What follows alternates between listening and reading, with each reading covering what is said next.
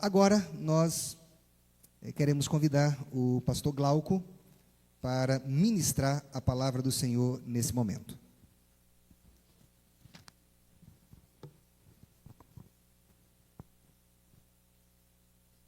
Graça e paz, irmãos. Vou só colocar aqui. Já está aqui a água, que bom, coisa boa. Convido a todos para nós orarmos nesse momento, para refletirmos em seguida sobre a palavra de Deus.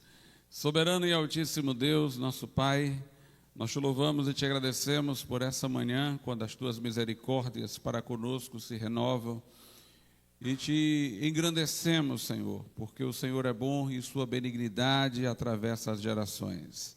Nesse instante, rogamos que o Senhor nos dê entendimento de sua bendita palavra, disposição à nossa vontade para convergir em obediência, Senhor, que o Senhor aqueça os nossos afetos para que tenhamos motivações perseverantes de seguir aquilo que tua palavra diz em termos de posicionamento e ação, e de firmar o nosso pensamento na verdade. Assim te pedimos, engrandecendo o teu nome, agradecidos por tudo, em nome de Jesus.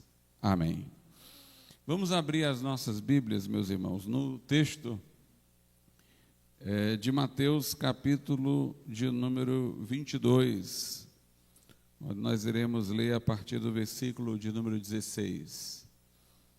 Eu já antecipo a minha gratidão pelo acolhimento que eu recebi dos irmãos aqui na igreja, pela forma calorosa como fui acolhido, pelos diálogos maravilhosos que tivemos com muitos irmãos, pelo interesse, nos assuntos. É muito bom para quem fala perceber que as pessoas estão sendo afetadas, que elas estão correspondendo àquilo que nós estamos falando, e nós nos alegramos muito com isso. Mateus capítulo 22, a partir do versículo 16, diz assim: E enviaram-lhe os seus discípulos com os herodianos, dizendo: Mestre, bem sabemos que és verdadeiro, e ensinas o caminho de Deus, segundo a verdade, e de ninguém se te dá, porque não olhas a aparência dos homens. Dize-nos, pois, que te parece? É lícito pagar o tributo a César ou não? Jesus, porém, conhecendo a sua malícia, disse: Por que me experimentais, hipócritas? Mostrai-me a moeda do tributo. E eles lhe apresentaram um dinheiro. E ele diz-lhe: De quem é esta efígie e esta inscrição? Dizem-lhes eles: De César. Então ele lhes disse: Dai, pois, a César o que é de César, e a Deus o que é de Deus. E eles, ouvindo isto, maravilharam-se, e deixando-o, se retiraram. Uma coisa que nos chama a atenção no início aqui desse relato é a maneira como os que vão pôr Jesus à prova manipulam as palavras, como eles tentam mexer de alguma maneira com sentimentos que eles julgam estar em Jesus e que estão neles e no homem caído. São sentimentos que nos fazem se agarrar à reputação a todo custo, a querer corresponder a uma determinada expectativa dos homens. Eles tentam colocar Jesus numa situação difícil depois de terem feito elogios. É uma coisa até análoga, não exatamente da mesma condição, mas análoga ao que aconteceu no diálogo de Jesus com Nicodemos. Nicodemos foi ter com Jesus de noite, porque ele temia ser visto publicamente conversando com Jesus, porque ele tinha uma grande posição em Israel. Eram expulsos da sinagoga os que estavam confessando a Cristo. E Nicodemos, ele tenta compensar a sua covardia com elogios. Bem sei quem és, mestre, tu és vindo de Deus. Ninguém pode fazer os sinais que tu fazes se Deus não for com ele. Mas Jesus nem cumprimenta. Jesus olha para Nicodemos e diz: aquele que não nascer de novo não pode entrar no reino de Deus. Se você não nascer de novo, não pode entrar, não pode ver o reino de Deus. Então, note, Nicodemos tenta compensar sua covardia, seu constrangimento de estar ali à noite falando, com elogios, a ver se Jesus não leva em conta a covardia dele e se torna mais educado, entre aspas, para ser congruente com os elogios. Ao longo da conversa, Jesus vai até dizer para ele: tu és mestre de Israel e não sabe destas coisas? Jesus, portanto, não se deixa manipular pelos homens. E aqui nós vemos o seguinte, no versículo 16: e enviaram-lhe os seus discípulos com os herodianos, dizendo: mestre, bem sabemos que és verdadeiro, e ensinas o caminho de Deus segundo a verdade, e de ninguém se te dá. Quer dizer, você não quer agradar ninguém. Nós sabemos que você não quer agradar ninguém, porque não olha a aparência dos homens. Ou seja, eles viram que o comportamento de Jesus era esse, estavam usando o comportamento de Jesus para tentar fazê-lo não agir mais como eles viram que Jesus vinha agindo. Ou seja, agora ele vai querer falar bem duro. Nesse momento aqui, eles queriam que Jesus falasse duro, como ele foi com Nicodemos. Que ele dissesse: não é para pagar tributo a César. É como se estivesse dando coragem para Jesus confrontar o Império Romano. Tu não leva em conta a aparência de ninguém, tu não leva em conta o Império Romano, tu não quer saber quem é César, era isso que eles queriam dizer. Então fala aí, é para a gente pagar tributo a César? Era uma manipulação para levar Jesus a uma resposta. Então é como se eles estivessem vendo: Jesus não leva em conta a aparência. Então vamos fazê-lo mostrar isso agora para o que a gente quer. Vai levar em conta a aparência de César? Vai ter medo de César agora? Mas Jesus não é manipulado pelos homens. E aí a pergunta veio: dize-nos, pois, que te parece, é lícito pagar o tributo a César ou não? Se Jesus dissesse não, eles iriam alegar que Jesus estava fazendo uma sedição, um levante. Iriam colocar Jesus contra o Império Romano. Se Jesus dissesse é para pagar tributo, eles iam dizer que Jesus estava legitimando a dominação dos romanos sobre os judeus, que era um traidor da pátria. Era, portanto, uma pergunta que envolvia um dilema. Como a gente diz, né? Se correr o bicho pega, se ficar o bicho come. Em retórica, a gente diz que um dilema é como um touro que vem na nossa direção, com os chifres, né? Se eu fugir para cá, um chifre me pega. Se eu fugir para lá, o outro chifre me pega. Então, qual é a solução? Em retórica, a gente diz que tem duas só. Uma seria eu ficar no meio e segurar os dois chifres. A outra seria eu ficar de lado aqui e não ser alcançado por nenhum chifre. Ou seja, eu encontrar uma terceira opção.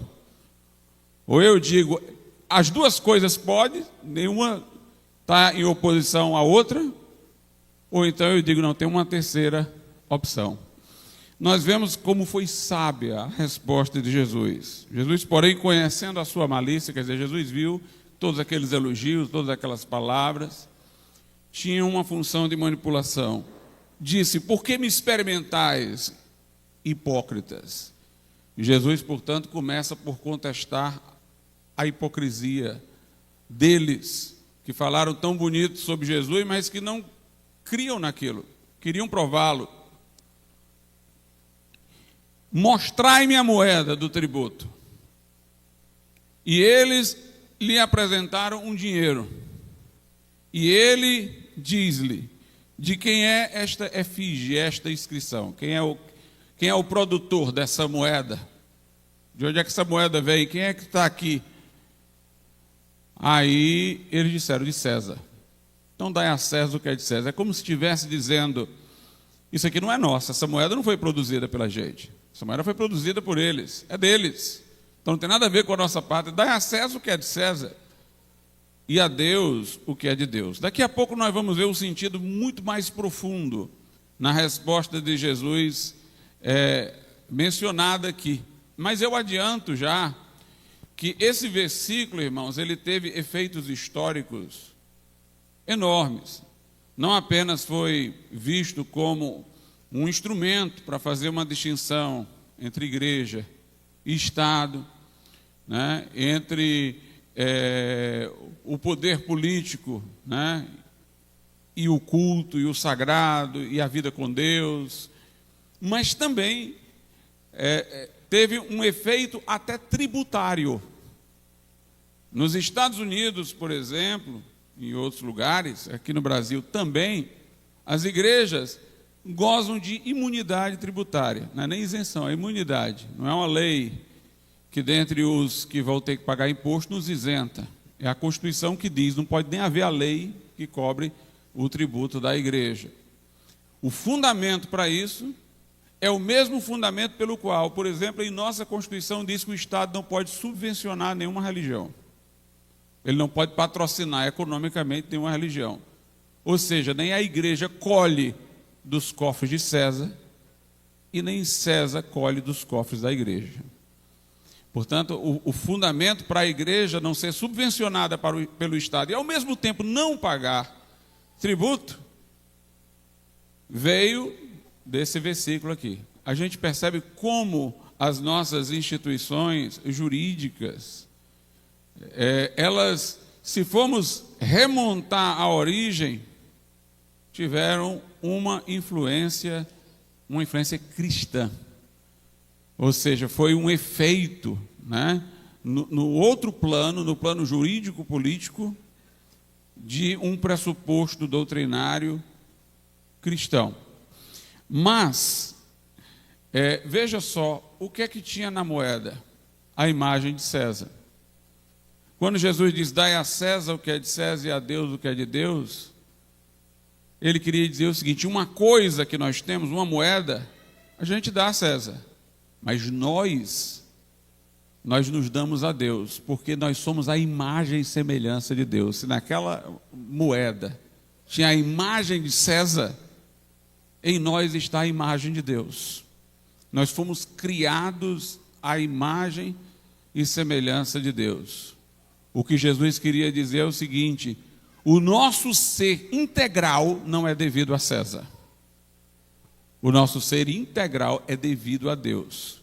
Algumas coisas, até por ordem de Deus, nós podemos dar a César. Nós podemos prestar um serviço determinado a César.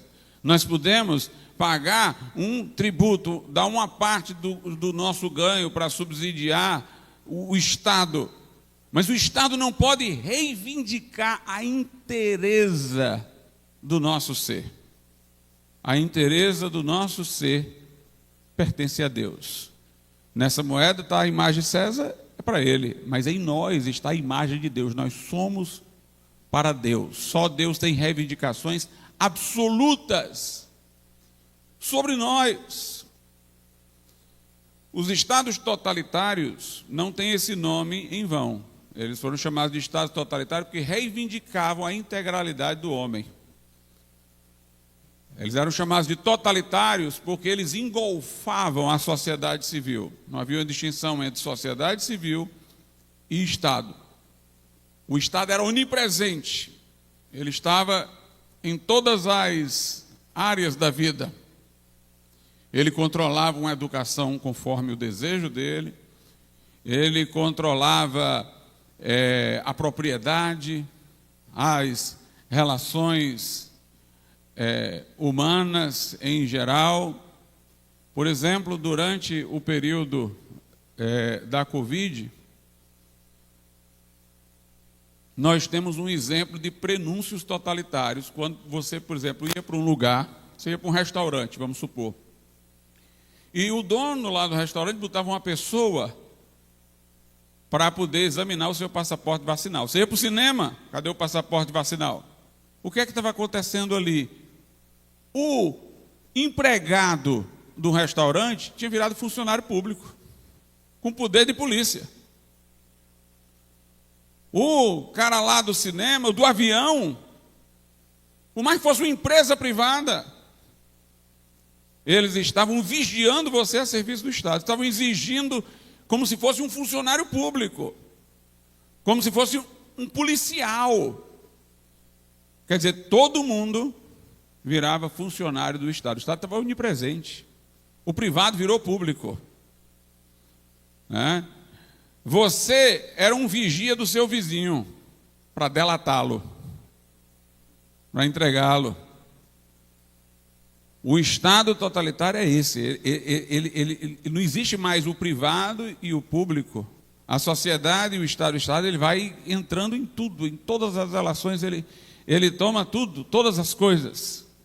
E ele faz reivindicações do nosso ser integral. Por exemplo, a ideia de Hegel, de que nós não somos livres senão dentro do Estado.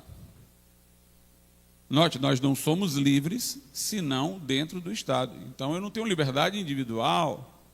A liberdade é uma coisa que eu tenho quando eu estou absorvido no Estado.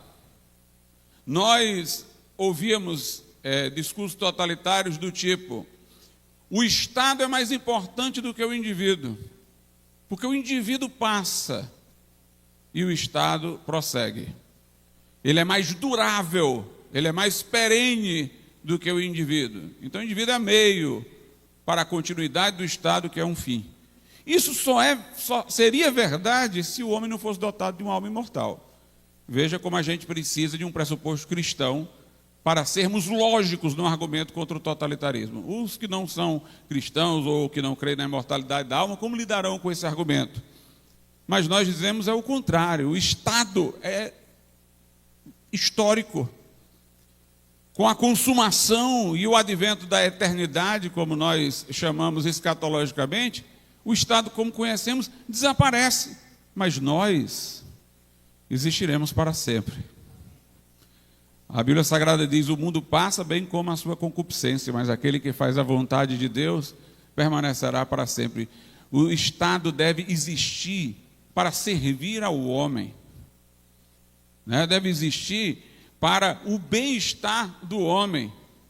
Ele é que está sendo o meio para o homem, e não o homem um meio para os interesses do Estado.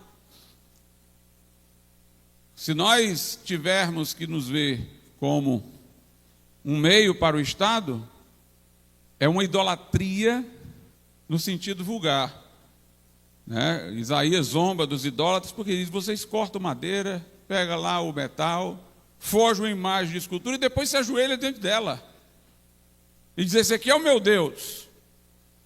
Fomos nós que criamos o Estado. Aí nós vamos nos ajoelhar diante da criatura, quando nós deveríamos ver o Estado como algo que surgiu a partir das relações humanas. O homem deu forma e ordem ao Estado para atender aos interesses humanos, ao bem-estar humano. Então, o Estado não pode fazer reivindicações absolutas sobre nós. Só Deus tem reivindicações absolutas sobre nós.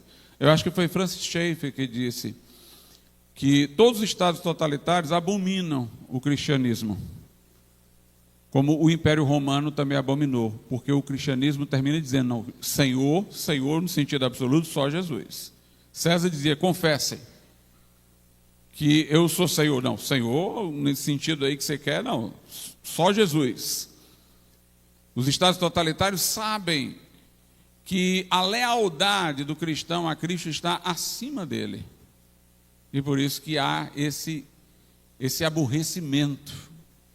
É a mesma razão pela qual, de outro lado, o Estado também antipatiza a família. O Estado quer ser a família, o Estado totalitário. Ele quer ser a família geral, né?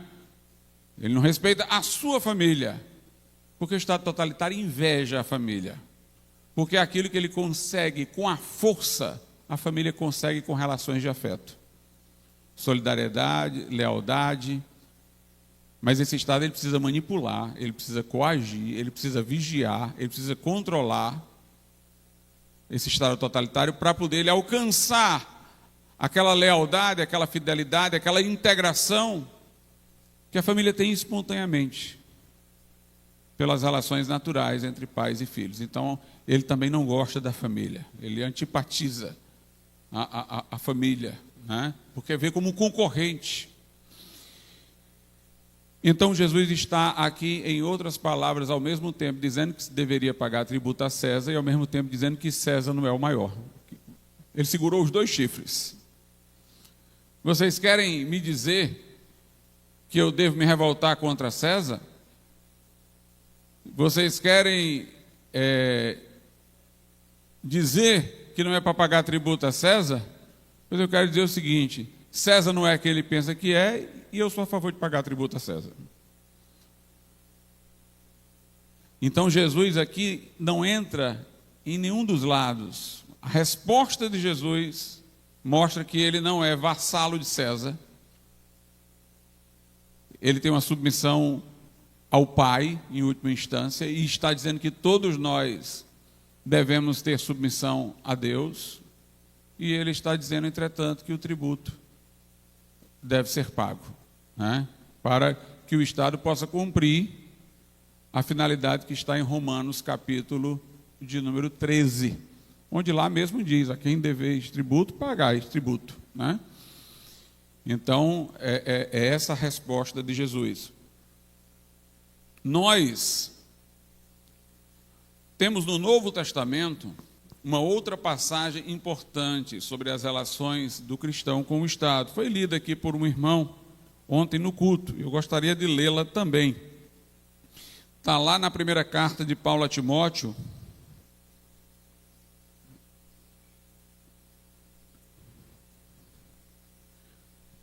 No capítulo de número 2, 1 Timóteo 2, a partir do versículo de número 1.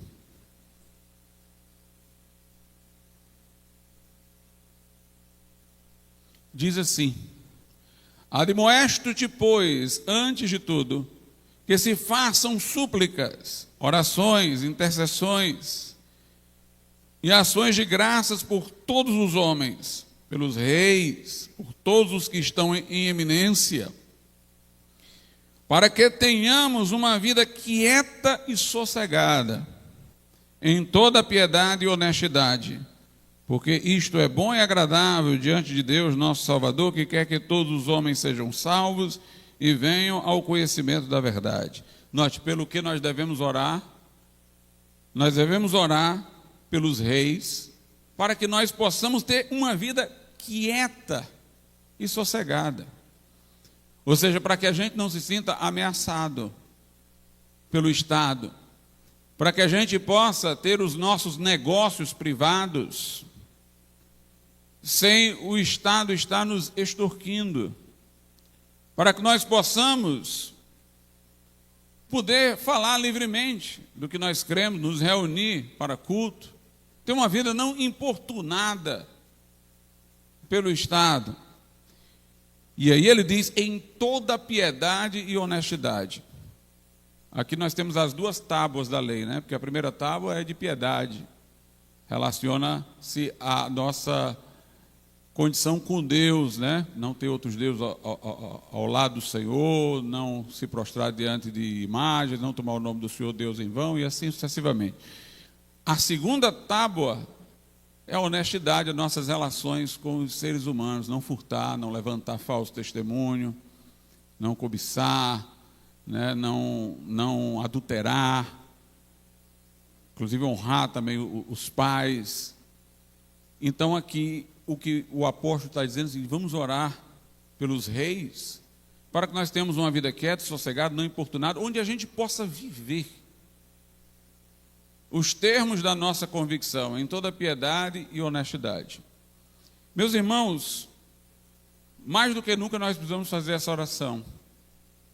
Porque quando nós somos obrigados a matricular o filho numa escola, de outra sorte nos acusam de abandono intelectual, e essa escola incute ideologias contrárias aos nossos valores, normaliza o pecado, estão tentando nos impedir de viver com a nossa família em toda piedade e honestidade. Porque querem nos obrigar a colocar os nossos filhos para ouvir aquilo que é contrário à nossa fé. Quando nos impedem de pregar publicamente sobre certos assuntos, alegando o discurso do ódio, confundindo muitas vezes nossos pronunciamentos no campo religioso com pronunciamentos étnicos, culturais, a gente combate a idolatria, aí dizem que a gente está atacando uma determinada cultura, uma determinada raça, um determinado segmento, que não é disso que nós estamos falando. Aliás, é só alguém pegar imagens da África para ver quantos cristãos tem lá. Lá não tem as religiões afro como conhecidas aqui. Até as que existem afro lá não tem mais nada a ver com essas que tem aqui. Lá tem muito, é cristianismo e islamismo. Entre os pentecostais tem muito mais população negra do que nas chamadas religiões afro aqui no Brasil. Mas quando a gente ataca um determinado erro, aí vai como se nós estivéssemos atacando cultura, discriminando pessoas, uma série de artifícios. Eles não percebem que a mesma idolatria que combatemos num lugar, combatemos no outro. Nós combatemos a idolatria romanista também. Mas, como eles querem que um determinado lado se degladie, porque não oferece nenhum nem outro vantagem para eles, eles não se incomodam. Talvez foi um sacerdote romanista de esquerda que a gente esteja falando contra o que ele está dizendo, aí eles se incomodem, em defesa da ideologia que proclamam, não em defesa de uma religião específica. Então nós temos um discurso vigiado, nós temos uma mensagem vigiada, e aí, com isso, nós estamos tendo a dificuldade obviamente externa, de viver em toda honestidade e piedade, Mas se nós somos crentes fiéis, nós vamos vivê-la apesar de tudo isso, Uma das passagens mais interessantes da Bíblia é o final do livro de Atos. Paulo está em prisão domiciliar. Aí a Bíblia diz que a gente ia visitar Paulo lá, pregava para os guardas, mas ele estava preso. Aí a Bíblia diz, e Paulo pregava com toda a liberdade, sem impedimento algum. O homem preso e pregava com toda a liberdade, sem impedimento algum. Então, na verdade, nós não podemos ter impedimento dentro de nós. Nós temos que ter cuidado, é que a censura externa não crie autocensura dentro de nós. Ou seja, pensando nos custos de fazer o certo, a gente se torne o nosso próprio vigia. É isso que o regime autoritário quer. É que no início você deixe de fazer por medo, e esse medo se torne uma entidade dentro de você, que vai vigiar você. Você vai ser o vigia de si mesmo, por temor. Então o apóstolo Paulo estava preso por causa da sua fé e pregando preso por causa da sua fé, inclusive aos guardas. Com toda a liberdade, que coisa maravilhosa, um homem preso, pregando com toda a liberdade e sem impedimento algum. Meus irmãos, nada deve nos fazer calar. Os problemas que nós temos é porque nós temos falado pouco. Porque se nós estivéssemos toda hora falando, em grande número, dificilmente essas coisas estavam vindo contra nós, porque seria um problema muito grande lidar com uma grande multidão que estaria se pronunciando em toda parte. Seria muito difícil lidar com isso. Mas nós nos tornamos tão internalizados nas igrejas e tão poucos ousaram falar lá fora, que aí ele diz, está vendo, é só um ou outro aí, ó, os outros são educados, são direitinho, né? E aí atacam um, os outros não se solidarizam. Crente nesse momento tem que ser um por todos e todos por um, irmãos, né? Se atacou um, nós temos que nos solidarizar. Às vezes até a pessoa não tem uma doutrina muito ortodoxa, mas disse uma verdade que nós comungamos. Sejamos solidários com ela, não deixemos ela na mão, não abandonemos, porque amanhã seremos nós que não poderemos falar, né? Foi o pastor Niemöller que disse, né, lá no regime nazista, ele disse, olha, procuraram os adversários do regime, que eram de posição mais socialista, eles foram perseguidos, eu nem me solidarizei com eles, porque eu não era socialista, perseguiram os judeus, eu não me solidarizei, eu não era judeu. Aí ele disse, depois me levaram, aí não tinha mais ninguém para me defender. Ou seja, eu fui deixando os outros serem levados arbitrariamente, né, porque ele não compartilhava daquela posição, mas deixou as atrocidades acontecerem com os outros, até que ele sobrou sozinho, né? Eu louvo a Deus por homens como o pastor Dietrich Bonhoeffer e Richard Umbra. Quando Hitler assumiu o poder na Alemanha, Bonhoeffer foi numa rádio e fez um discurso violento. Ele atacou com toda a força.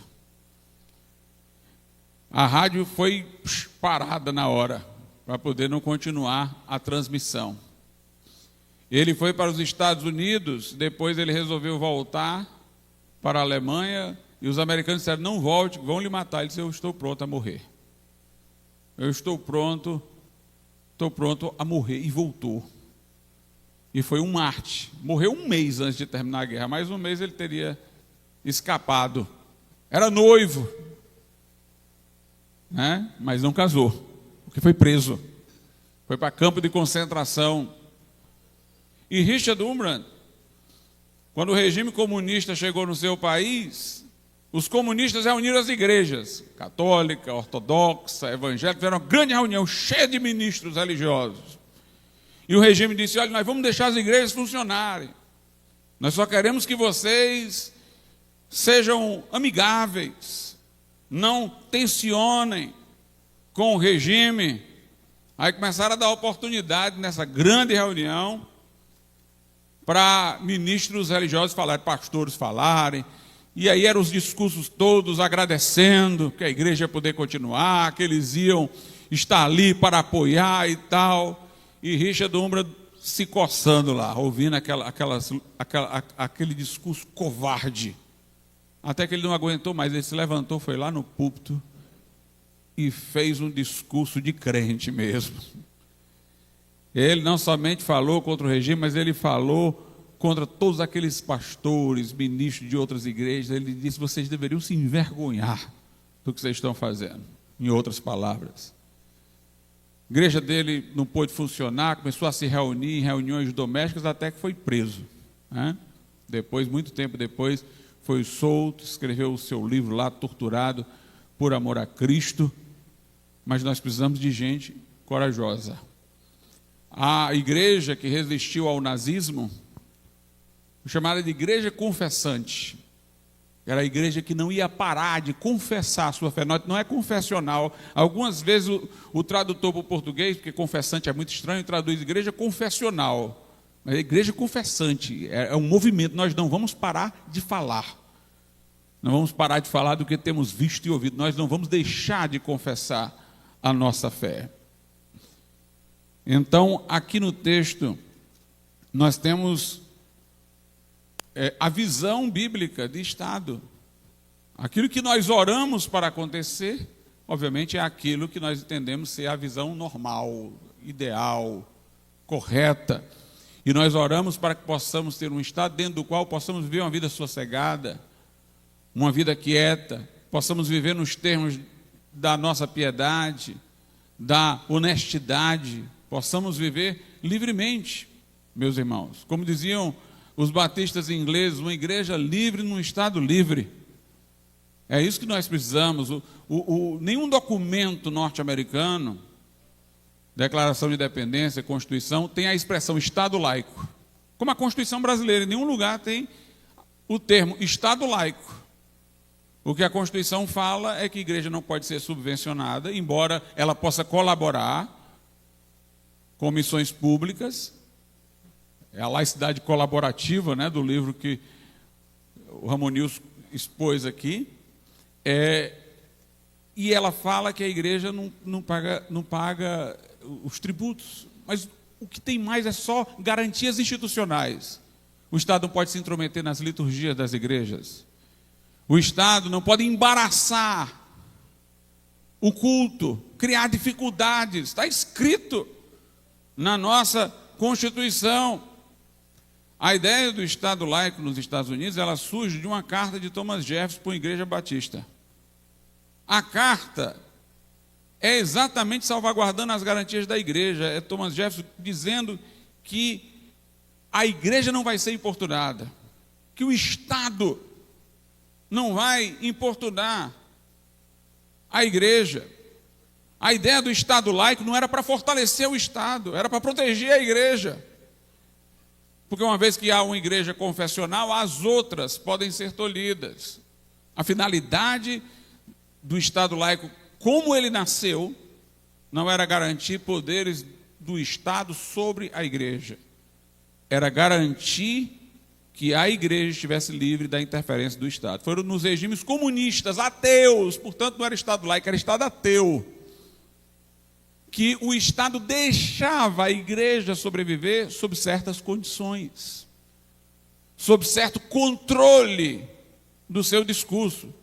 Então, o que estão chamando às vezes de Estado laico agora, tem mais a ver com o Estado ateu, porque o Estado laico que surge nos Estados Unidos, replica-se no Brasil, era para proteger a igreja. Rui Barbosa, quando veio a Constituição de 1891, foi a primeira Constituição da República, dentro da qual ele teve grande importância, ele escreveu sobre o Estado laico, porque o Estado do Império era confessional, era católico, e ele dizia, olha, a religião é uma coisa importantíssima.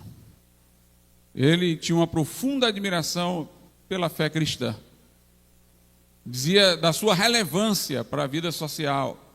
E ele dizia, eu defendo um Estado laico para proteger a igreja, para que o Estado não venha a querer controlar a igreja, entrar em assuntos que não são da sua competência. Era essa a filosofia do Estado laico. É como está aqui na Bíblia. Possamos viver uma vida sossegada, possamos viver uma vida quieta, possamos viver em toda honestidade e piedade. Essa é a nossa oração e esse deve ser o nosso discurso profético para o Estado quando ele quer avançar sobre nós.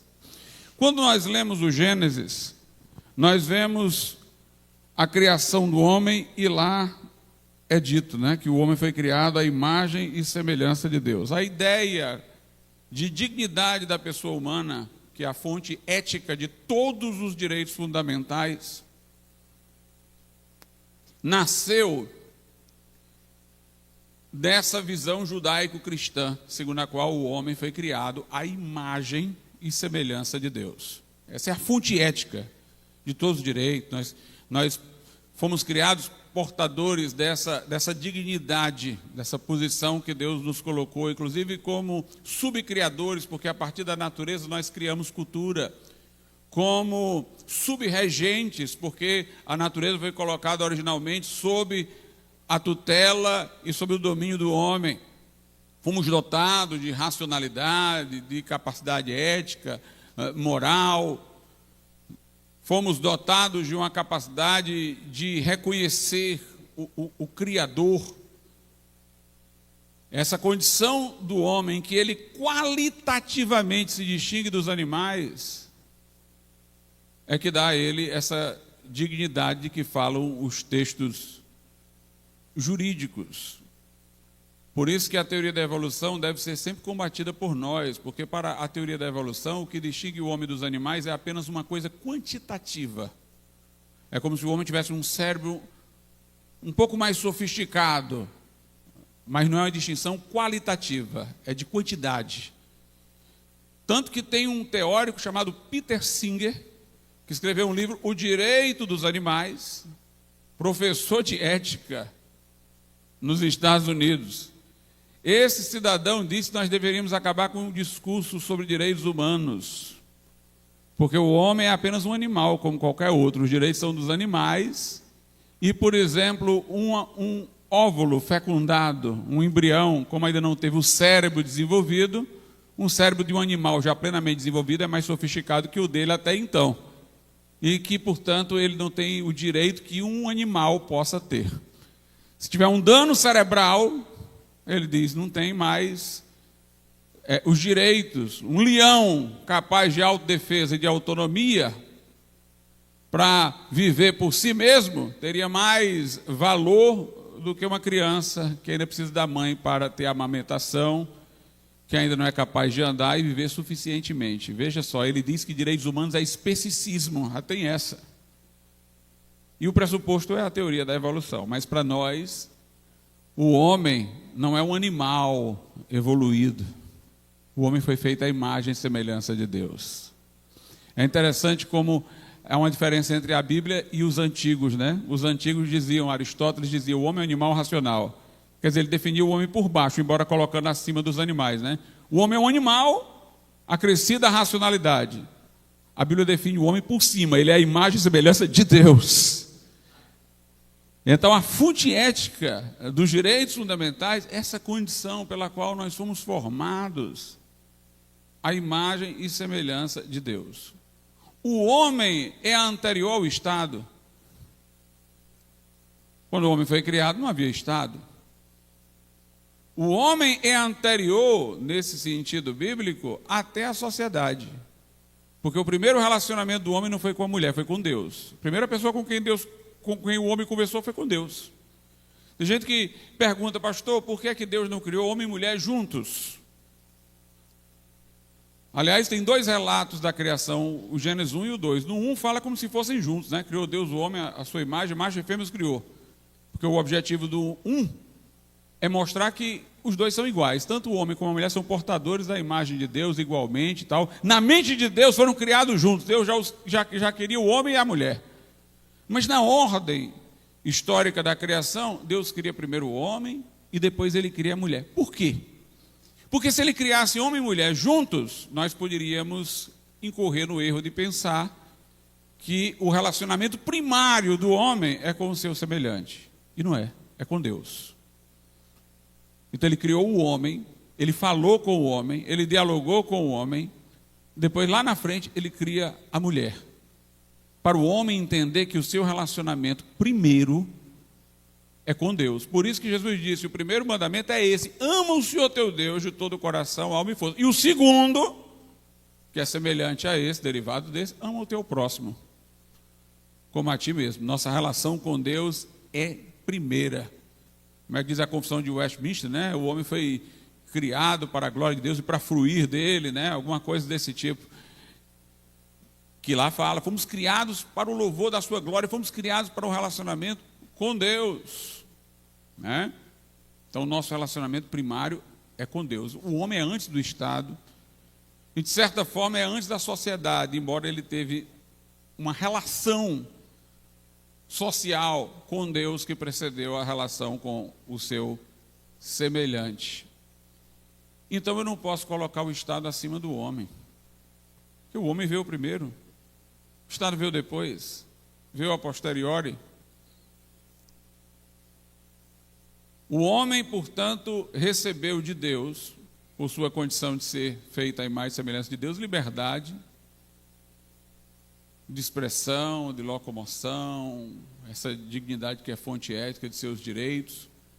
esses direitos que nós chamamos direitos fundamentais, individuais e tal, eles não são concessões do Estado, eles não são favores do Estado, eles são dádivas de Deus. Os alemães, antes da guerra, falavam nesses direitos, mas eles falavam como se fossem favores do Estado. O Estado se auto-organiza e concedeu aí esses privilégios para as pessoas. A hora que ele quiser, ele pode pegar de volta. Mas a Declaração de Independência dos Estados Unidos diz que esses direitos são evidentes por si mesmos, nos foram dados pelo Criador, e um governo só é legítimo se for constituído para protegê-los.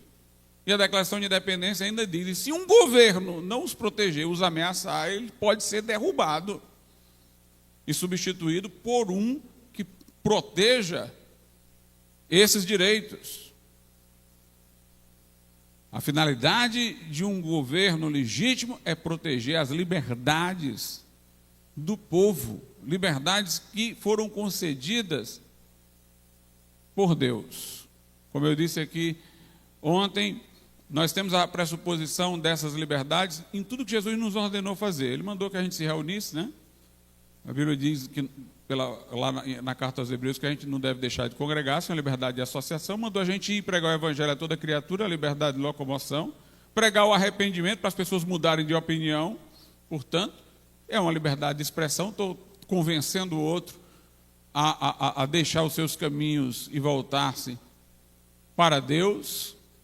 Essas liberdades estão todas pressupostas, porque eu não preciso pedir autorização ao Estado para ter essas liberdades. Elas me foram dadas por Deus e o Estado as deve respeitar. Será tirânico e arbitrário se não o fizer. O que é que vem antes do Estado também? A família. Antes de haver Estado, houve Adão e Eva em um casamento, e uma ordem: sede fecundos e encher a terra. O Estado vai estar dentro do mandato cultural: subjugai a criação, sede fecundos, encher a terra, ou seja, desenvolvam o que eu dei para vocês. É nesse desenvolvimento cultural que as coisas que o homem vai criar vão aparecendo. Entre elas, o Estado. O Estado vem depois. O Éden era um jardim. O Gênesis começa com o jardim. O Apocalipse termina com a cidade. Né? O que o homem não fez, uma cidade como deveria fazer, Deus vai fazer. Né? As cidades começam a ser construídas naquela época ali de Caim, que constrói lá uma cidade, já o homem caído. Né? A cidade, entretanto, conforme a vontade de Deus, vai ser aquela construída pelo Senhor, né? a nova Jerusalém, Jerusalém celestial. Mas no processo cultural viria uma cidade. Não da forma que veio pós-queda, sob corrupção, mas viria a formação de cidades, é uma construção cultural do homem, entre outras coisas, é a organização de vida coletiva. Mas, antes de haver isso, havia o casal. Havia a ordem sede fecundos. Havia o momento em que da costela do homem foi feito Eva, e Adão disse: tu foste tomado do varão, será chamado varô, tu é carne da minha carne e osso dos meus ossos. E Deus disse: deixará o homem seu pai e sua mãe, se unirá à sua mulher e serão ambos uma carne. Eu nunca vi uma clareza tão grande na Bíblia, uma forma tão insistente de dizer que casamento só pode ser entre homem e mulher. Porque eu deixarei meu pai e minha mãe, ó. Eu vim de um pai e de uma mãe. E eu, homem, me unirei à minha mulher. Ele diz indo e voltando, né? No ponto de partida e no ponto de chegada. Eu vim de um lugar que tinha pai e mãe. E eu estou me unindo a uma mulher. E serão ambos uma só carne. Uma vez eu conversando com uma defensora pública, ela disse assim: olha, por que é que duas mulheres e dois homens não podem ser uma só carne? Eu disse: olha, ao dizer isso você não entendeu a Bíblia. quando ela diz, serão dois, uma só carne. Os irmãos já notaram que nós temos vários aparelhos, né, como a gente chama, no nosso corpo. Tem um aparelho digestivo, respiratório. Se tiver tudo funcionando bem, né, é autossuficiente. Se eu precisar de máquina para respirar, é uma exceção. Eu estou doente, mas eu respiro, eu não preciso da ajuda de ninguém para respirar. Não preciso da ajuda de ninguém para fazer a digestão, a não ser que eu esteja com algum problema, né? Mas tem um aparelho em nós, o reprodutor, que eu só tenho uma parte dele, a outra parte está na mulher. E aí, quando o homem se casa, esse aparelho reprodutor se completa. Serão dois, uma só carne. Vai ser um corpo funcionando para aquela finalidade de reprodução. Aí eu pergunto, como é que dois homens e duas mulheres podem cumprir esse papel? Como é que dá certo? Então, a família é anterior.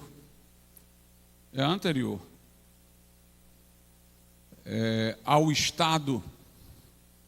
Houve sociedades primitivas, as mais devassas, as mais tolerantes, com toda forma de depravação. Mesmo nelas, o casamento era entre homem e mulher. Eles aceitavam essas relações devassas, mas não chamavam de casamento.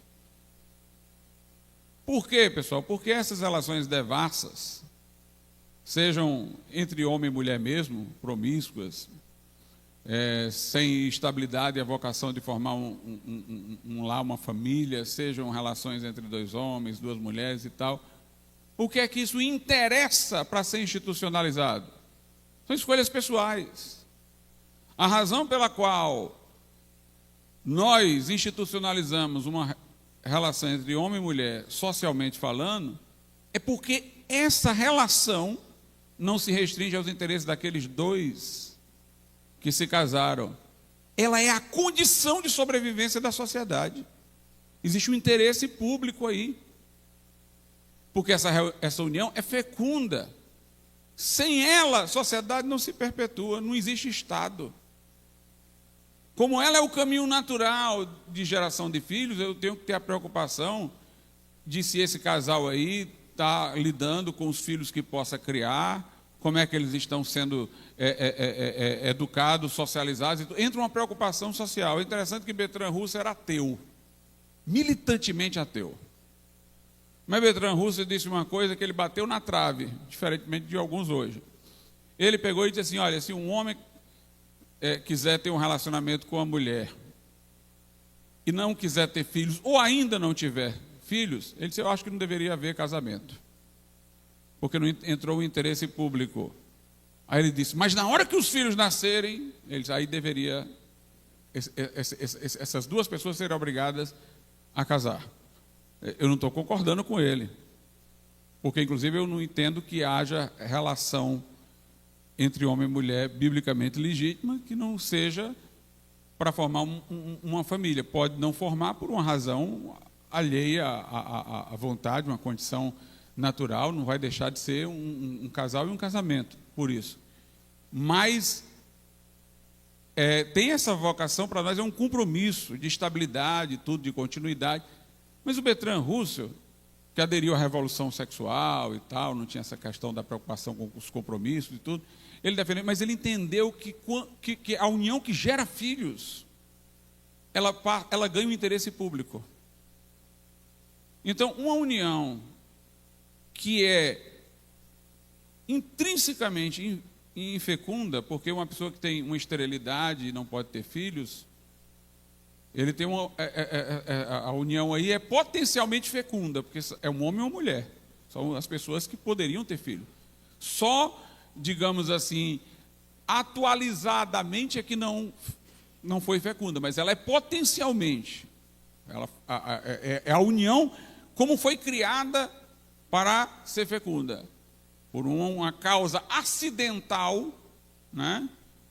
Não há a passagem de potência a ato. Mas uma união entre dois homens e duas mulheres é intrinsecamente infecunda. Tem nem potencialidade. Então, dentro da lógica bíblica, jamais ou da lógica da criação, né? Porque quando eu falo lógica bíblica, isso é só assunto de crente, não, é lógica da criação, que aí eu estendo para todo mundo. Todos nós fomos criados por Deus, aceitando a revelação da Bíblia ou não. Quando eu entro com a lógica da criação, eu vejo que uniões desse tipo não podem configurar casamento, não tem um interesse público-social, porque no transborda para uma finalidade pública essa união, né? Mas a família é anterior ao Estado. Por isso que o Estado não pode definir família. Porque família é um dos limites do Estado, assim como meus direitos individuais é um dos limites ao Estado. Por isso que uma das coisas que o Estado totalitário quer é redefinir o homem. Os comunistas diziam isso, os nazistas diziam isso, nós estamos criando um novo homem. Desse novo Estado vai surgir um novo homem, uma nova humanidade. Uma das coisas que mais os totalitários abominam é a expressão natureza humana. Porque a natureza humana dá a ideia de que tem uma estrutura de humanidade permanente. A ideia deles é que o homem é como se fosse uma massa de modelar. Existe o homem daquela época, o homem dessa época, o homem que nós vamos construir ainda. É como se a gente não tivesse uma natureza humana, com estrutura e finalidade. Nós só tivéssemos uma natureza amorfa, que os homens é que vão modelar, né? Na abolição do homem, C.S. Lewis chama esses totalitários aí de planejadores. O livro é a abolição do homem, porque ele vai dizer exatamente isso, que eles tentando construir um novo homem vão abolir o homem verdadeiro. Mas a questão é essa: a definição de homem não pode ficar à mercê do Estado. Senão, de que adianta eu dizer o Estado deve estar limitado pelos direitos fundamentais da pessoa humana? Mas aí se o Estado define o que é pessoa humana, como é que pode ser limite para ele? A ideia do Estado de Direito é que existem direitos naturais que pré-existiram à Constituição organizada do Estado, e que o Estado, ao organizar-se, deve organizar-se limitadamente em função desses direitos. Note, toda a lógica do Estado de Direito, como nós conhecemos ocidentalmente, presume que eu já saiba o que é ser humano, que eu já saiba o que são esses direitos naturais. Por isso que a Declaração de Independência dos Estados Unidos diz que esses direitos são evidentes. O Estado não pode redefini-los, não pode redefinir o homem. Ele já começa limitado por eles. Eles não entram no discurso político, eles são os limites da política. A mesma coisa, a família não pode entrar na redefinição do Estado. Ela é um limite ao Estado, ela pré-existe ao Estado. Nossa Constituição diz assim: é dever da família, da sociedade e do Estado, a proteção, né, tanto da infância como do idoso e tal. Mas note, da família, da sociedade e do Estado. O que a família não resolver, a sociedade resolve. O que a sociedade não conseguir resolver, o Estado resolve. Ele é a última instância. Não é a primeira, não, é a última. Esse chama-se princípio da subsidiariedade. Está na nossa Constituição, ele foi elaborado em antagonismo aos regimes totalitários. Do regime totalitário não existe sociedade nem família, o Estado toma tudo. O Estado é o começo e o fim. Aqui não, o Estado é o último. Fica para ele o que ninguém resolveu. Na visão de um Estado de Direito, o Estado entra subsidiariamente. A família é onde tudo se começa a resolver. Não resolveu pela família, vai para a sociedade. A sociedade tem instituições, associações, igrejas, escolas e tal. O que não resolveu aqui, chega lá no Estado, né? A pessoa não aprendeu bons valores em casa, não aprendeu na sociedade, na educação, virou um criminoso, aí vem o Estado para punir. Mas se o Estado definiu o que é família e definiu o que é sociedade, então é o Estado que está resolvendo tudo. Porque ele está definindo o que deveria limitá-lo. Né? É o que deveria limitá-lo. A família é um limite ao Estado. O Estado não pode se intrometer na família. Todo regime totalitário quer entrar na família. Lá na China, eles controlam quantos filhos uma família pode ter. No nazismo, se o casamento não fosse entre ariano e ariano, não era legítimo. Anulava o casamento. porque tinha que manter a pureza da raça. Eles definiam o que é casamento e o que não é casamento. Todo regime totalitário quer fazer isso. Mas a família é um limite, ele não pode entrar nessa questão da família, né? Então, é o limite ao Estado. Como o ser humano também o é com os seus direitos. A propriedade privada também é um limite. Porque a propriedade privada, ela é um direito individual. Quando o homem toma aquilo que é comum, pega lá uma pedra no meio da rua que não é de ninguém, e ele trabalha naquela pedra e faz ali um trabalho artístico, ali não é mais só a pedra, é o trabalho dele. É uma projeção da personalidade dele. Ele incorporou elementos seus, aquilo ali passa a ser propriedade dele, ele pode transferir a propriedade para quem ele quiser. O direito de propriedade é contemplado, pode prestar atenção, nos 10 mandamentos. Os 10 mandamentos protegem a família, quando diz não adulterarás, honrarás teu pai e tua mãe. Mas nos 10 mandamentos também tem não furtarás. Isso presume a propriedade privada. Não cobiçarás. Isso, aquilo outro, né? Da outra pessoa. Esses 2 mandamentos, para não cobiçar e para não furtar, reconhecem a legitimidade da propriedade privada. Teve um rei na Bíblia, Acabe, que tomou a vinha lá de um homem bem simples. E Elias foi lá confrontá-lo. Porque ele, o rei, tinha confiscado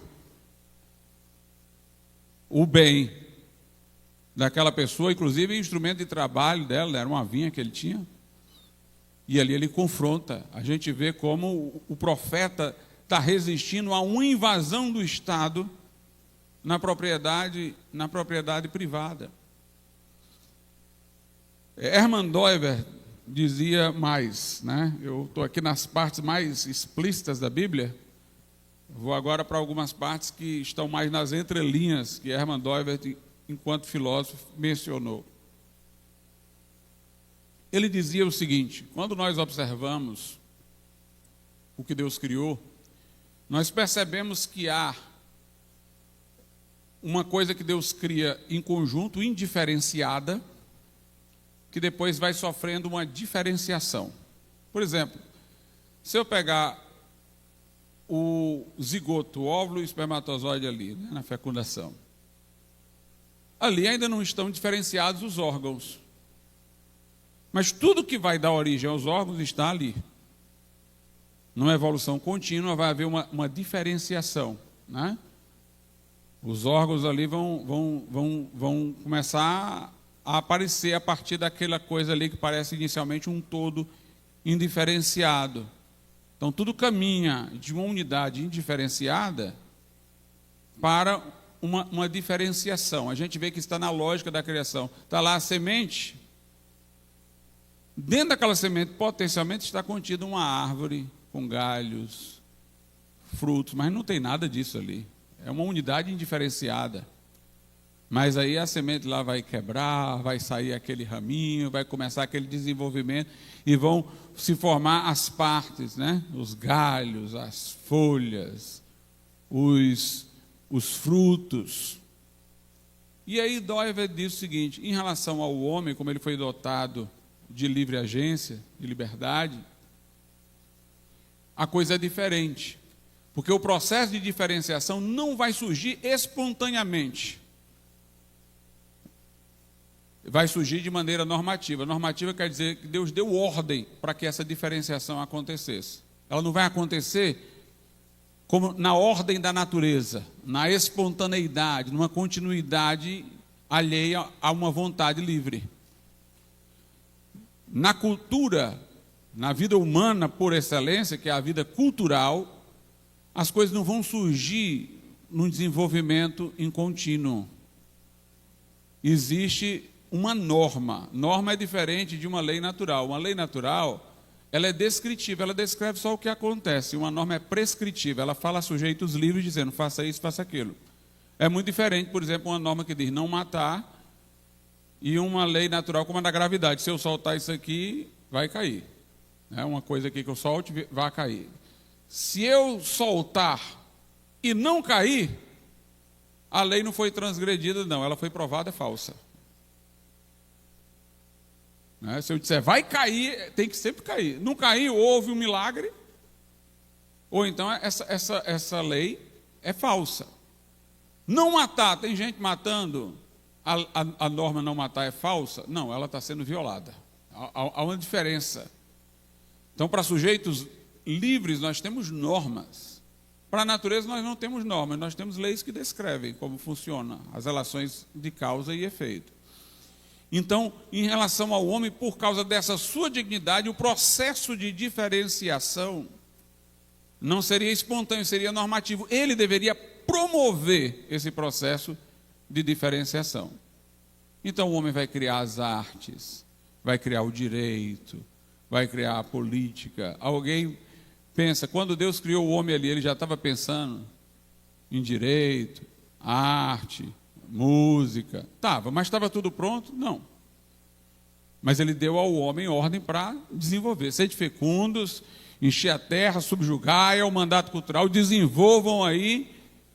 Mas já estava no homem a capacidade para tudo isso. Inclusive a família é uma coisa interessante, porque a família ela tem um componente volitivo, né? Porque o homem escolhe se relacionar com a mulher, mas ao mesmo tempo tem uma força da natureza muito grande. A família ela está no trânsito entre a natureza e a cultura, né? Porque tem um elemento da natureza que nos impulsiona o relacionamento e tal. E tem, ao mesmo tempo, os contornos dessa união, que vai envolver um compromisso e tudo mais. Ela é uma ponte, por isso que ela é a primeira coisa que surge é a família. Ela tem um substrato biológico e moral, né? E se você olhar, a família, ela contém praticamente tudo que vai vir depois, de maneira embrionária. É na família que começa a educação. As crianças aprendem a falar, a se socializar dentro da família. As relações de autoridade que amanhã vão inspirar o Estado começam dentro da família. Então a família é precursora da escola, a família é precursora do Estado, porque lá vão ter as relações de autoridade, submissão a pai e a mãe, a mulher submissa ao seu marido. A sociedade vai ter uma divisão de papéis, na família começa a divisão de papéis, marido, mulher, pai, mãe, filhos, né? As pessoas aprendiam o trabalho em casa, em sociedades mais primitivas. Jesus era carpinteiro porque José era carpinteiro, o filho dava perpetuidade ao ofício do pai. Então, as questões profissionais, artísticas, todas elas a gente vê um prenúncio dentro da família, até os cânticos, né? Na família começa as musiquinhas de criança e tudo mais. Mas depois essas coisas vão ganhando uma diferenciação maior. Nós vamos tendo sindicatos, nós vamos tendo associações de músicos, nós vamos tendo escolas, universidades. E a Bíblia mostra isso lá no Gênesis. Vejamos, Gênesis,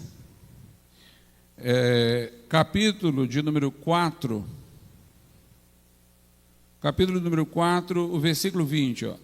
E Ada deu à luz a Jabal, e este foi o pai dos que habitam em tendas e tem gado. Quando diz o pai, quer dizer que houve uma agremiação dos que praticavam essa atividade. Aqui é o agro, né? Surgiu o agronegócio aqui.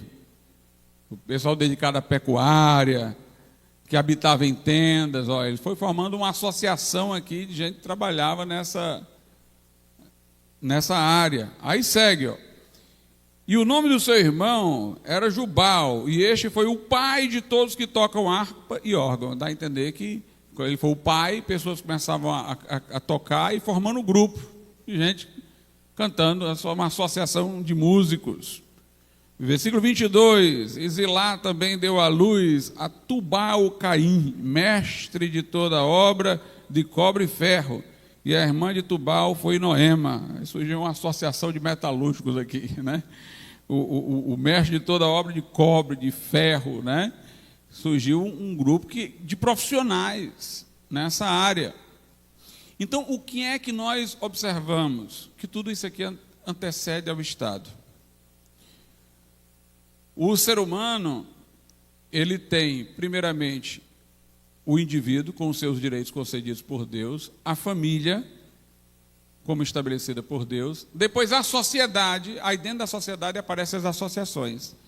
Nós temos a educação, das escolas, as universidades, nós temos associações profissionais, nós temos associações de músicos. Essa é a sociedade civil. Ela também está na ordem de antecedência ao Estado. A nossa Constituição, pessoal, é o que eu disse, de 88 para cá, o mundo virou de cabeça para baixo. Nossa Constituição defende isso. Nossa Constituição fala em autonomia universitária. De onde é que vem isso? As universidades são anteriores ao Estado moderno.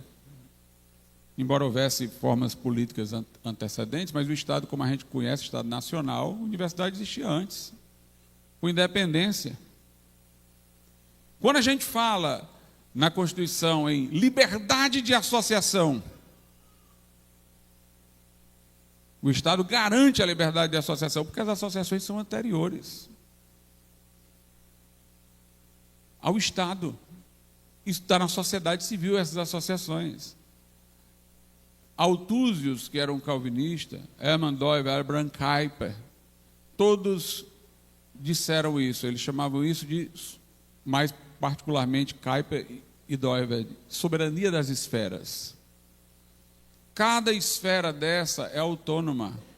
E como ela estava planejada por Deus para aparecer pelo processo de diferenciação, cada uma responde pessoalmente a Deus.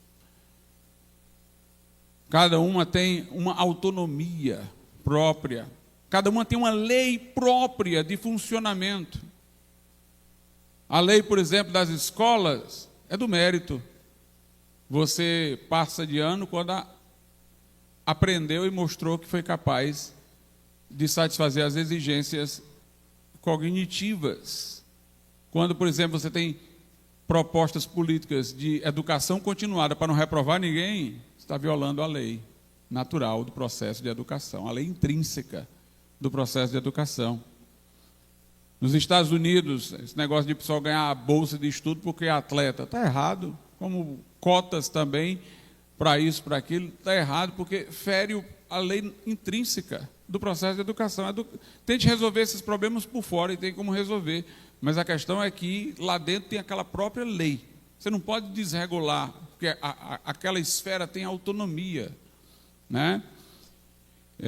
Então, cada esfera tem a sua autonomia. O Estado cuida do bem comum, como diria Doivert. Ou seja, as associações cuidam do bem específico que elas procuram. Associação de músicos vai procurar melhor música, melhor arte, proteger os músicos e tal ali, garantir espaço para eles. O outro vai procurar para isso, para aquilo outro. O Estado fica com o que é de todos. Se nós tivéssemos essa visão, nós nunca teríamos um Estado ideológico, porque o Estado ideológico ele é faccionado, ele quer promover uma agenda de um grupo em detrimento do outro. O Estado deveria ficar com aquilo que é de todos. O Estado não deveria ficar com a promoção de um segmento social contra outro, daquele contra outro. Não, ele fica com o que é de todos, com o bem comum.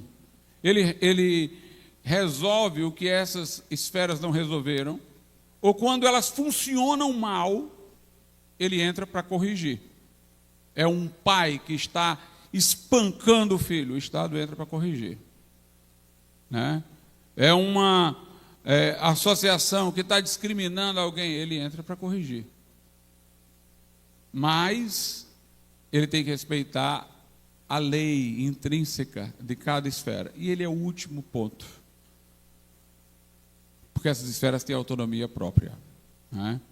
Então, dentro da concepção de Doivert, além do que a gente vê explicitamente, o indivíduo foi criado à imagem e semelhança de Deus, antecede o Estado e tem os seus direitos, que o Estado não pode mexer, a família também. Nós temos que, se a natureza caminha da unidade diferenciada para a diferenciação, e se o homem, como livre, é que faz esse processo de diferenciação por um mandato de Deus, e se essa diferenciação vai fazendo surgir esses agrupamentos, e que eles têm uma lei própria de atuação, então o Estado deve ficar na última instância. Doiver dizia o seguinte: nós vamos ter sempre um problema social quando uma esfera se sobrepor à outra. Durante o período da Covid, o Estado se sobrepôs, mas ciência também se sobrepôs. Tudo era ciência, todo mundo era em nome da ciência. Existem pessoas que querem um mundo governado por cientistas e seres humanos manipulados por tecnologia.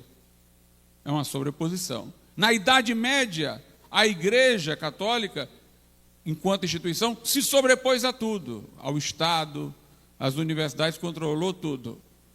Em regimes totalitários, o Estado quer se sobrepor a tudo. Aí Doiver diz: sempre que há uma sobreposição de uma esfera sobre outra, vem um juízo histórico.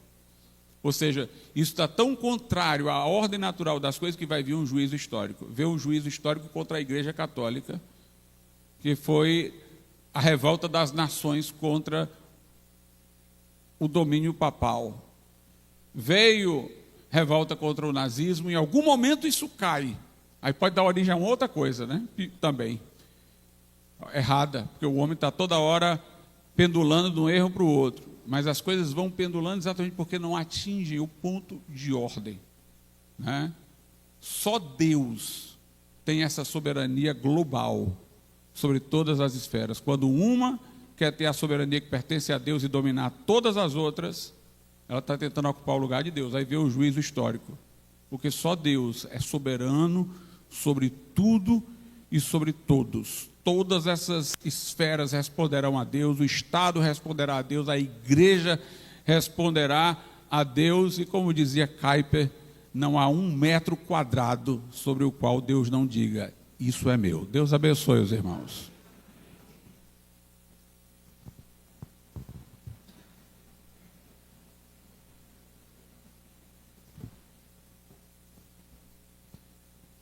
Louvado seja Deus.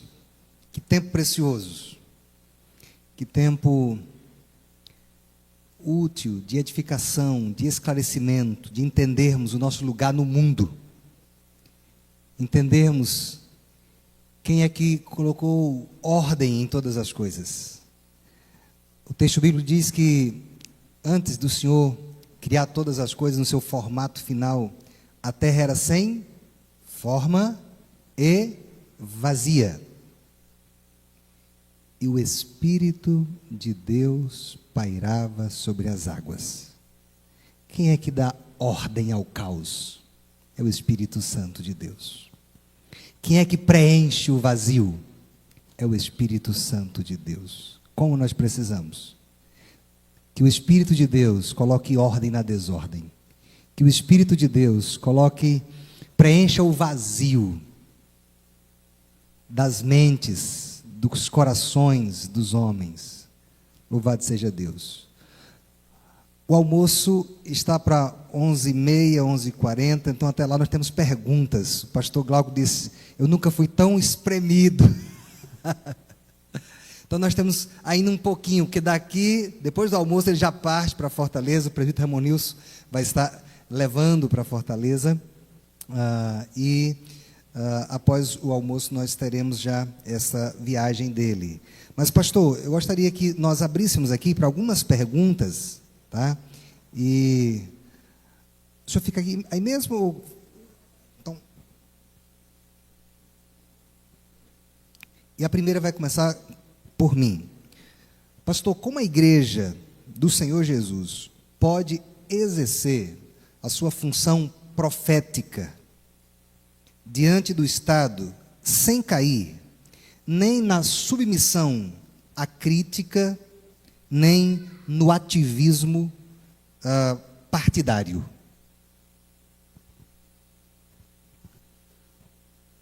Pronto. É muito importante que nossa participação seja por esferas, que os médicos evangélicos estejam lá lutando, por exemplo, contra a legalização do aborto, a imposição aos médicos de que eles façam aborto, que lutem pela autonomia dos médicos, né? Durante o período da Covid, houve uma sobreposição também sobre os médicos.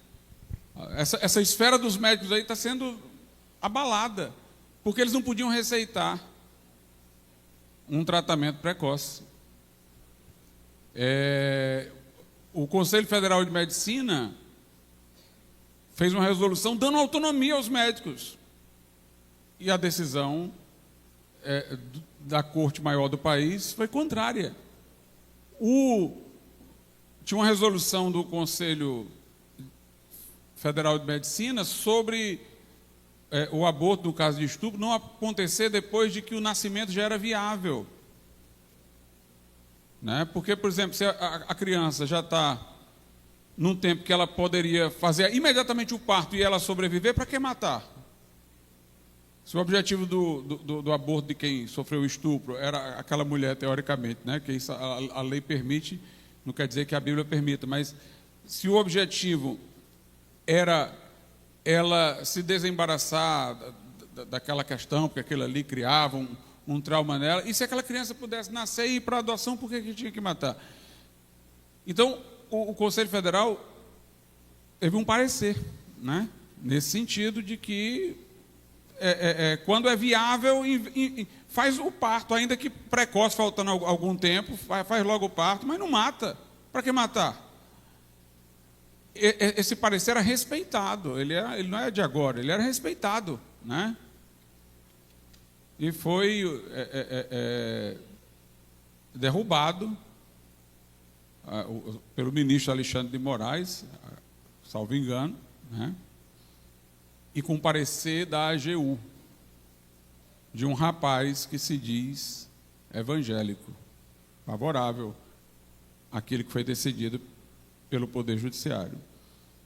Então, hoje está um problema para a autonomia também dos médicos, né? Os médicos, então alguém é crente, está lá naquela área, reaja. Está na área do direito, reaja dentro da sua área. Eu sou um professor, eu escrevo livros, como os irmãos viram. Eu faço palestra no direito, eu me movimento, me organizo com outro. Então, é importante que em cada esfera nós tenhamos essa representatividade, né? essa ação, que a igreja tenha um discurso profético também, porque ela é uma esfera, ela tem que falar mais do que qualquer outro, né?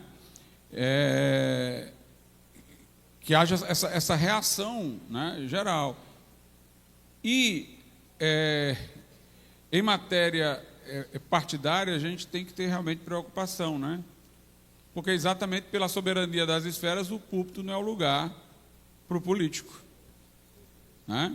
Não é o lugar para o político, o púlpito da igreja, né? Então, a gente tem que ter as nossas posições, mas o discurso do político é num local e aqui é outro.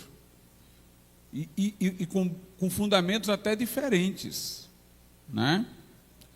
Porque aqui nós estamos no fundamento teológico, então tem que respeitar a soberania das esferas. Então, as pessoas não podem,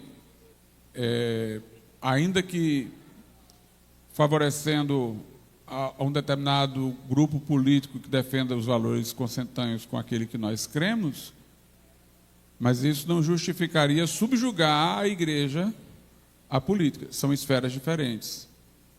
Podem ter um discurso que, em alguns pontos, são convergentes, né?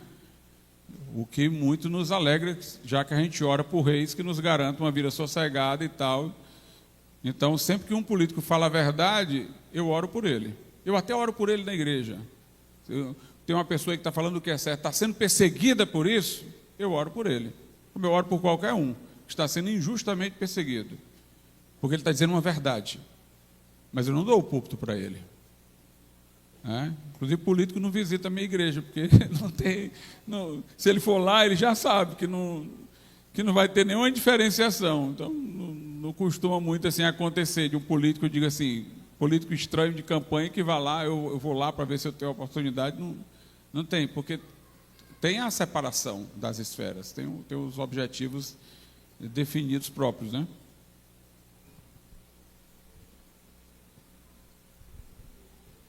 Pastor Glauco, parabéns pela palestra. Parabéns também à igreja IPB de Juazeiro do Norte, ao invés de fazer uma celebração de aniversário apenas com entretenimento, com festas, com bandeiras e com músicas, preferiu trazer um desafio teológico bem necessário para a igreja hoje. Mas a minha indagação, Paulo fala ali na carta aos Romanos, capítulo 12, verso 2, para que a igreja não tome a forma do mundo, não se amolde ao mundo. A igreja precisa transformar-se no seu próprio entendimento, na maneira de ver as coisas, né? Paulo pressupõe ali um mundo que tem forma, uma sociedade que tem forma. E o Zygmunt Bauman, ele traz a ideia de uma sociedade líquida, de um homem líquido, de valores líquidos, quer dizer, de uma sociedade sem forma. E eu tenho realmente um temor que a igreja absorva essa cultura, ao invés de tomar a forma de uma sociedade que tem formas, a igreja está tomando a forma de uma sociedade sem forma. Ou seja, a igreja está perdendo o seu caráter profético. Nesse sentido, o último censo de 2022 apontou que os evangélicos já ultrapassam o número de 47 milhões. Os evangélicos ainda continuam crescendo a cada contagem. Os católicos, por sua vez, estão diminuindo. Temos aí um pouco mais de 100 milhões de católicos. Quer dizer, a igreja evangélica brasileira, ela tem crescido em número, e já há números que apontam que até 2040, 2050, vamos botar uma média ali de daqui a 20 anos, a igreja evangélica superará os católicos. E eu pergunto, onde está a força? Onde está a voz profética desses 47 milhões de pessoas? Onde é que está a força profética? Será que se nós assumíssemos o nosso papel profético, essa nação não começaria a refletir outros procedimentos, outros comportamentos? Parece que nós estamos nos tornando profetas silenciosos ou profetas que estão simplesmente agradando. Aqueles profetas de Acabe, que falam o que o Estado precisa ouvir. É isso. Irmão, eu vou fazer aqui muitas considerações assim diferentes, né? Porque o problema que nós temos, que o irmão colocou, ele é complexo. Então eu não posso dar uma explicação única, satisfatória. Primeiro, quando a gente fala de evangélicos, a gente sabe que tem de tudo, né? Tem de tudo aí nesse grupo. Mas nós temos assim, por exemplo, igrejas que não têm ortodoxia, nós discordamos em coisas assim, que consideramos discordâncias relevantes, e que tem pregadores corajosos. E nós temos igrejas ortodoxas, onde nós temos pessoas que teriam toda a competência para participar na esfera pública e falar e tomar uma liderança de maneira muito mais lúcida e sóbria, mas que, como você disse, são recatados demais. Há uma série de desproporcionalidades. Nós temos igrejas que não tratam nada desses assuntos que nós estamos falando aqui. Mas quando chega no período eleitoral, aí vem aquele discurso catastrófico. Olha, nós temos que eleger não sei o que, senão vai acabar como se um político devesse nos salvar. A gente pode passar a vida inteira se divertindo, fazendo da igreja um lugar para o nosso entretenimento. Aí naquele período, a gente quer um político salvador. Meus irmãos, eu não acredito que a solução esteja na política. Eu não estou negando que a política tem algum papel. A solução para resolver, em definitivo, está na igreja. Está num avivamento. O que mudou a Inglaterra do século XVIII, embora ela tivesse um Wilberforce no parlamento, como diria Wesley, foi a carta que enviou para ele, pouco tempo antes de morrer. Você é como é o Antanásio contra o mundo, citando lá o pai da igreja, que foi perseguido por Constantino e desafiou todo o império. Diz: você é um Antanásio contra o mundo, prossiga na sua luta, Wesley diz isso. Mas o que transformou a Inglaterra foi um poderoso avivamento espiritual. Um avivamento espiritual, irmãos, que teve que ter uma coisa desconfortável para acontecer. Wesley, Whitefield, serem expulsos dos templos. Eles iam pregar, tinham acabado de ter uma experiência pessoal de novo nascimento, iam pregar nas igrejas anglicanas. Aí eles personalizavam a mensagem. Você, aí eu olhava para a pessoa e colocava o dedo, Todo mundo ficava desconfortável com aquilo ali. Você tem que nascer de novo, é você, Aliás, em todo avivamento, uma das características foi essa: é que a pregação não era os pecadores, era vocês. Não era aquele que está no pecado, você. Já leram como é que foi a conversão de Spurgeon? Spurgeon estava atribulado, ele era filho de um pastor congregacional, ele estava atribulado com os pecados dele e tal. Entrou na igreja e o pastor faltou. Eles, graças a Deus, o pastor faltou. Pegou, formou bem simples, salvo engano, era um sapateiro, uma pessoa que trabalhava lá com outra coisa lá. Um homem bem simples. Ele disse assim: o homem não sabia pregar. Ele pegou o versículo lá de Isaías: olhai para mim e sereis salvos. E aí ele falava algumas coisas e citava o versículo de novo: olhai para mim e sereis salvos. Mas sendo que de repente ele olhou para mim, Spurgeon diz, ele me encarou. Aí ele citava o versículo: olhai para mim e sereis salvos. Você já olhou, garoto? Você já olhou? Olhe agora, olhe. Aí ele diz, naquele momento, ali, pressionado por aquele homem, ele disse: eu olhei e fui salvo. Jesus entrou no meu coração. Então, aqueles pregadores, eles confrontavam diretamente os seus ouvintes. Eles obtinham uma resposta, você tem que responder, Wesley dizia para os pregadores que ele enviava: ora, de duas uma, ou eles se convertem ou ficam com raiva de vocês, senão não deu certo. Whitefield dizia: ou os ouvintes saem com ódio ao pecado ou com ódio do pregador, não tem opção. Então, como eles pregavam daquele jeito, foram expulsos. Aí foram pregar no meio da rua. Eu fico às vezes pensando, se não tivesse acontecido isso, aí no meio da rua, eles aglutinaram milhares de pessoas, eles atingiram as pessoas comuns, e houve todo aquele movimento e tudo mais. É a igreja a esperança, é o sal da terra e a luz do mundo, é a igreja. Aí não pode terceirizar, não é um político que vai salvar, somos nós, Eles lá cumprem uma parte dele, mas somos nós é que somos a esperança para esse mundo, não por nós, mas por causa de que nós somos o corpo de Cristo, porque Jesus opera através de nós.